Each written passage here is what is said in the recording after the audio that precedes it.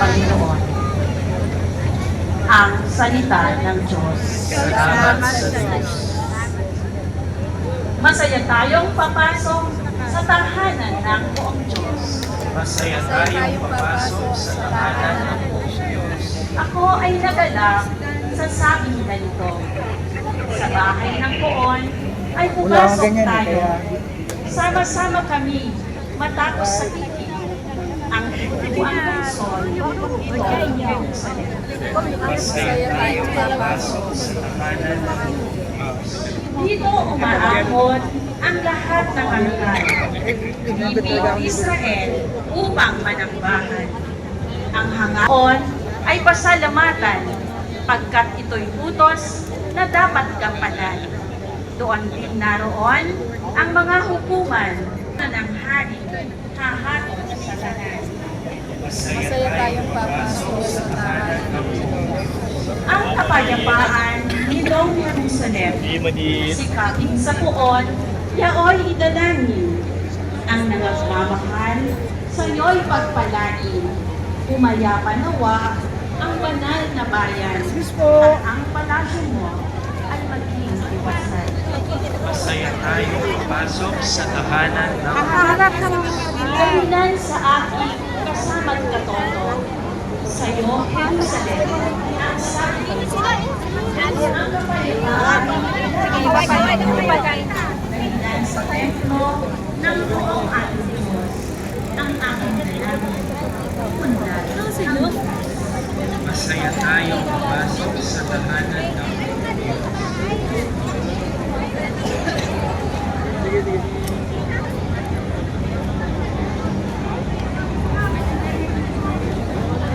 Pagbasa mula sa sulat ni Apostol San Pablo sa mga Galatiano. Alam mo ba't ka naka 5,000 na? Basta nilakad ko pa Kaya inyong panahon na akong mabuling siguro sa pagkakataon. Ang pagdilikas sa akin ay hindi na malapit ngayon kaysa noong tayo'y magsimulang pagkain sa Kanya. Namamaalam na ang gabi at malapit ng lumiwanag. Naiwan na natin ang lahat ng gawang masama at italaga ang sarili sa paggawa ng mabuti. Mamuhay tayo ng parangal at huwag pupulin ang panahon sa paglalasing at magulong pagsasaya sa pagpapakasawa sa pita ng laman at kahalayan sa alita at ikita. Ang Panginoon Kristo at huwag pagdaanan ng laman upang ilang kasiyahan ang mga nasa. Lala. Anong oras na umihan dyan sa ano? Pizza? Mayroon pa dyan sa kabila? Meron. Meron alas 12 eh. Mas meron din sa ano, Liwasan. Alas 2 din. Hindi ko ngayon ko nakita eh. Ang haba hanggang doon. Nakarating ko yun. Nakarating mo lang. Report lang live. Kanina, kahinto ko lang. Dami. Taong-tao hanggang doon. Sa dulo. Hanggang doon sa kinainan natin. Walang lugaw dyan. Meron. Nandun sa dulo. Yan yung kanto doon. Kay Chabit. Hindi yata. Wala. Hindi kay Chabit yun. Pupunta rin kay Chabit.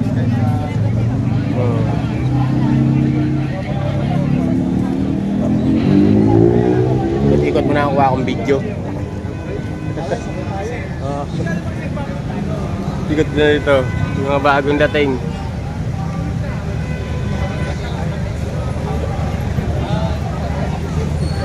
Pwede rin tripod.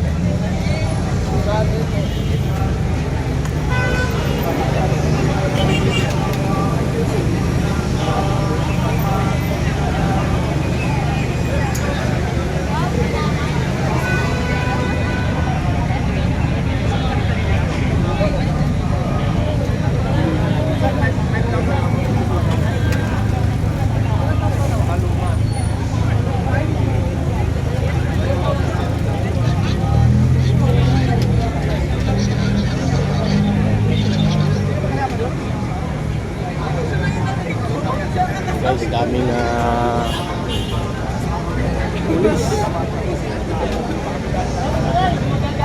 Doon sa dulo.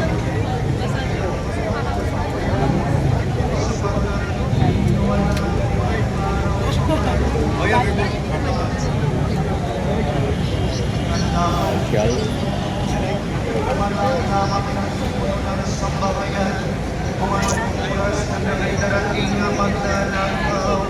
Siya'y magbabantayan, hindi niya pababayaan pasukin ang kanyang bahay. Kaya maging handa kayong lagi sapagkat darating ang anak ng tao sa oras na ninyo inaasahan. Ang mabuting balita ng Panginoon. Mga paring anak ng Korado.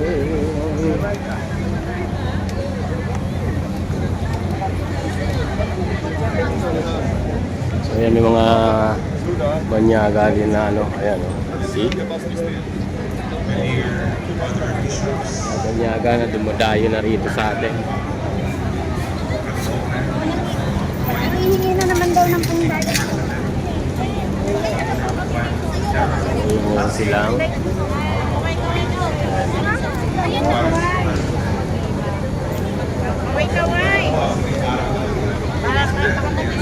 Meron pa silang attendance. Ayan, listahan.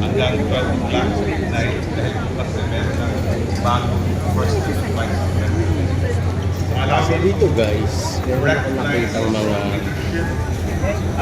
patutubo. at Bishop Milo Vergara. Unang palakpakan, pasasalamatan. Balikan na. Bishop Eugene Caniete from Gumaca, Bishop Dave Kapukaw, Infanta, and Bishop Odin Bagaporo, Idapawan. Ito si, ano, sino parang pangalan yan?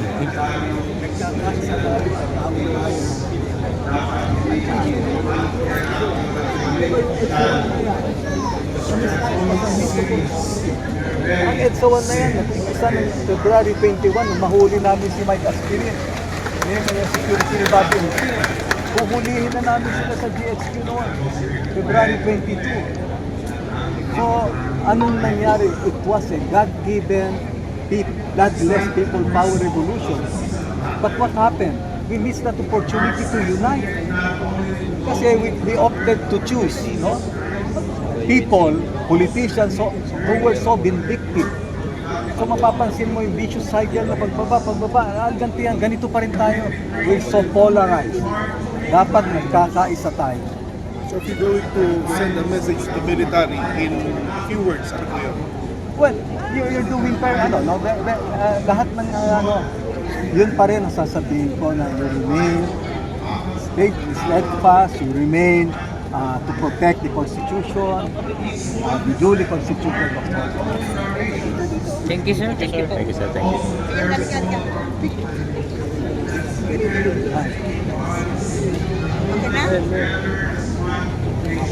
Insert. Hi, sir.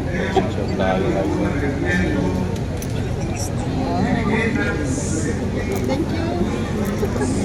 Thank you, sir. Sir, pwede pa picture sir?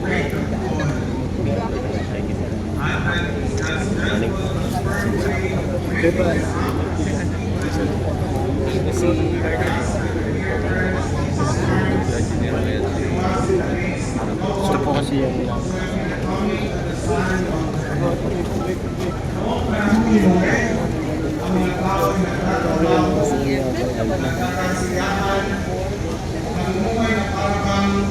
walang kanyayang masama sa pamilya. All familiar that sounds passed away. Habang karamihan sa akin ay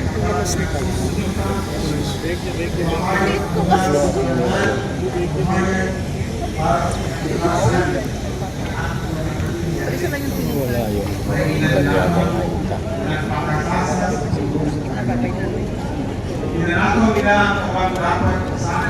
Thank you po ah.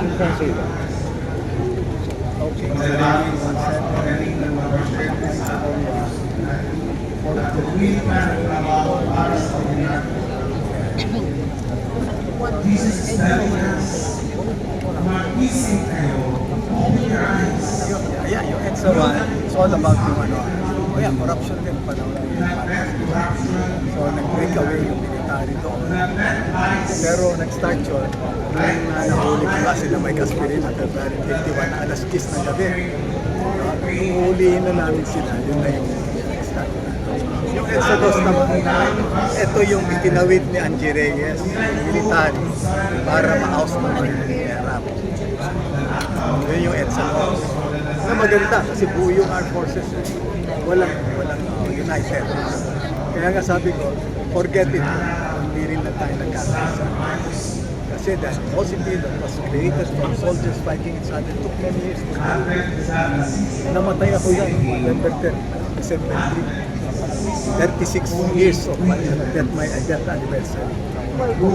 Tinamaan ako ng rocket. Yung pancreas ko sumabog, yung portion ng left lobe ng liver ko, 6 weeks of uric test ko. Yung spleen ko tinamaan. I was operated on for 13 hours by 3 sets of doctors. 23 units ng dugo ang sinayos.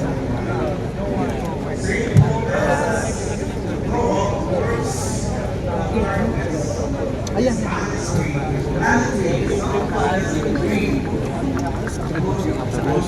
Kasapin ko, total member mo yung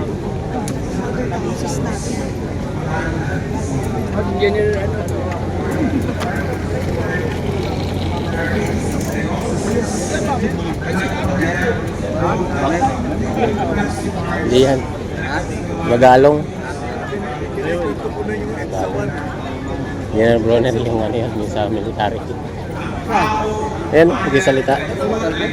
Magalong. General Bronner, di pupunta dito yon.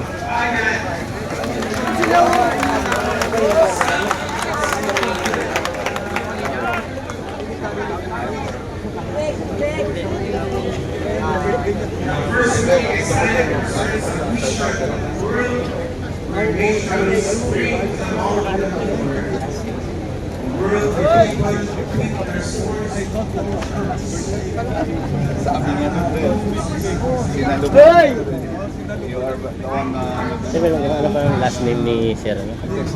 Kirubin. Kirubin na.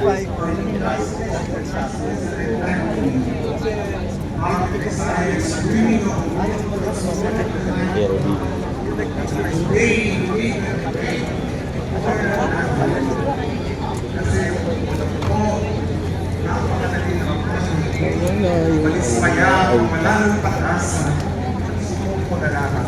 Ayun.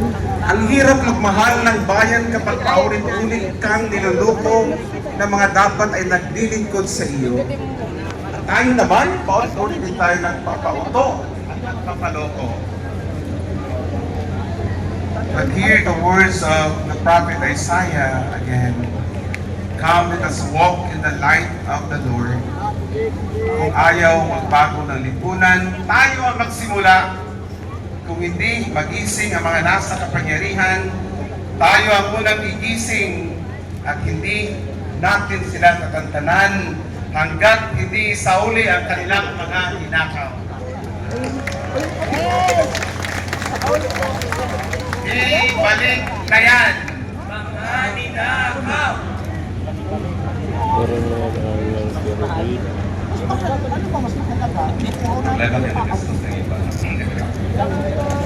Inspired with the version of Isaiah and with apologies to the great Martin Luther King, allow me to articulate what could be our common dreams, but perhaps the dream of God as Filipinos. We dream that one day the Philippines will rise above corruption, not because our leaders have suddenly become saints, but because our people finally refuse to place the corrupt in power. We dream that one day no child will go hungry and no parent will worry about where to get the next meal, because honest work will finally provide a dignified salary that can support the family. We dream that one day the government hospitals will attend to all the sick, including the person in street dwelling situations, and never Wala tayo ng video guys, dito tayo sa EDSA. Ayun, ang daming mga kapulisan. Ayan.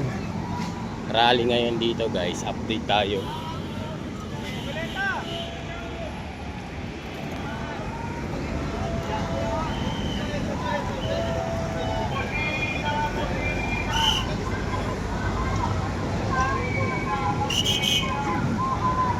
Update tayo sa mga nagrarally, mga pasaway.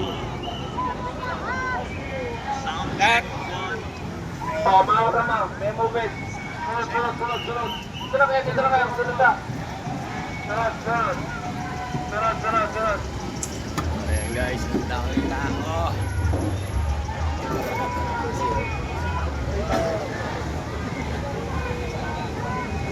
Nandun, dulo.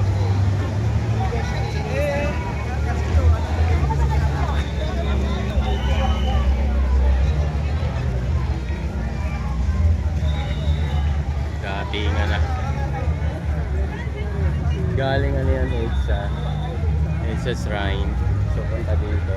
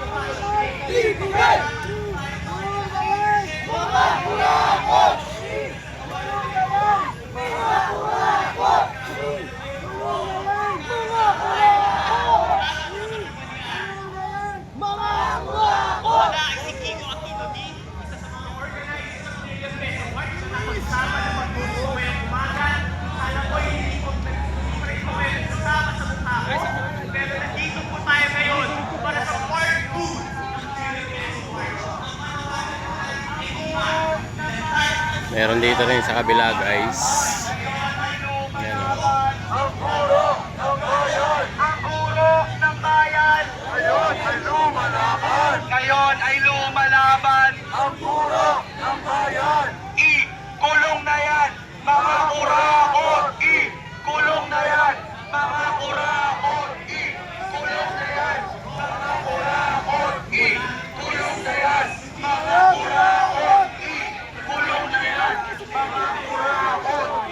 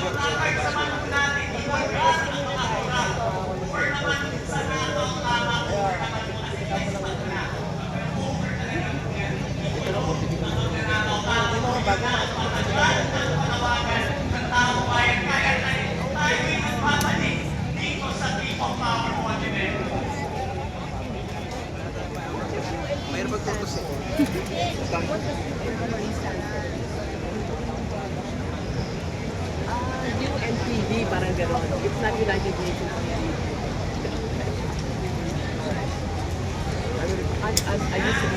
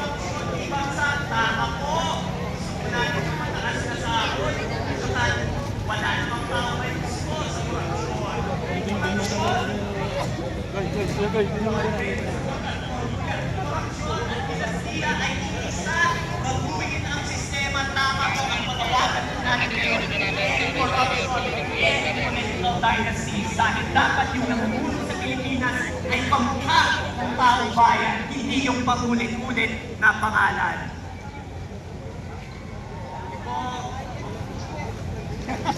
Rights kabataan, gano'n mo. Wala ko ngayong ANC. Vote for leaders with transparency and accountability. Tama yan, Pilipino na, walang kulay. Pilipinong lumalaban, legit po. Ito okay din naman magkakulay minsan.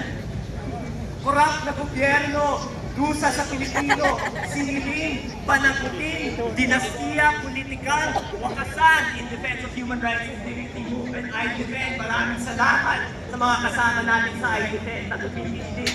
Hindi lang laban sa korupsyon, kundi ang paglaban sa karapatang pantao na yun din yung nakikita natin sa mga nakaraang taon. Nandito naman po ang Alyansa Tigil Mina, ATM.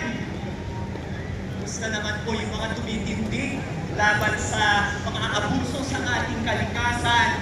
Maraming salamat po sa inyong pakikisa sa ating pagkilos. Ngayon naman po ay dumadating ang ibang hanay po ng TUCP, Trade Union Congress of the Philippines.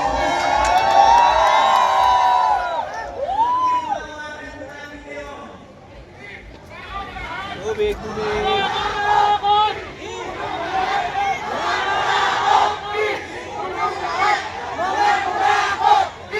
Ikulong lahat ng mga kurakot ay sino man yung pinanigan natin dati o ngayon kung sino dapat managot. Maraming salamat sa TUCP.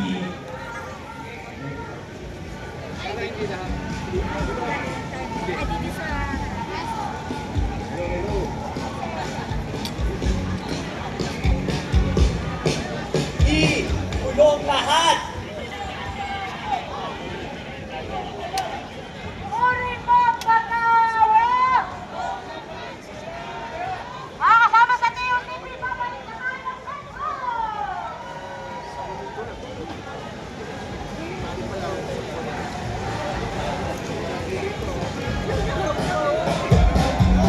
Isang placard po ngayon, Philippines today not run by a government but by a syndicate of kleptocrats. Medyo totoo po ata. Tuloy na po, napakalaking halay po ng TUCP. Maraming salamat po sa inyong pagtindig laban sa napakalalang korupsyon at bumabalo